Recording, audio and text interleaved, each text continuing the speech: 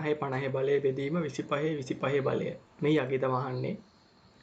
මුලින්ම අපි ලියා ගන්න 50 බලය බෙදීම 25 25 බලය.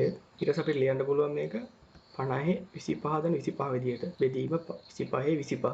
අපිට ඊළඟ බල නීතිය අනුව සමාන පාද සහිත බලවල ගුණිතයක් විදියට අපිට මේ 50 25 දන 25 බලය ලියන්න පුළුවන්.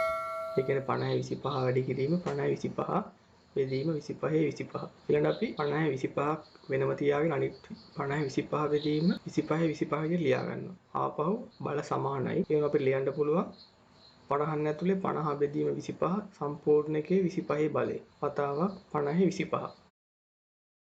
50 බෙදීම 25 අපි ලියන්න 2යි බලය 25 එහෙම වෙනවා.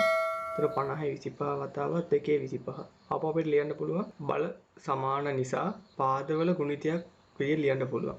ඒ කියන්නේ 50 ඇතුලේ 50 වැඩි කිරීම 2 සම්පූර්ණ එකේ 25 බලය. 50 වැඩි කිරීම 2 කියන්නේ 100යි 100 25 බලය.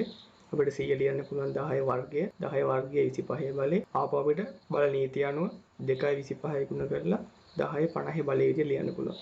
අන්තිම උත්තරේ මේක 10 50 වෙනි බලය.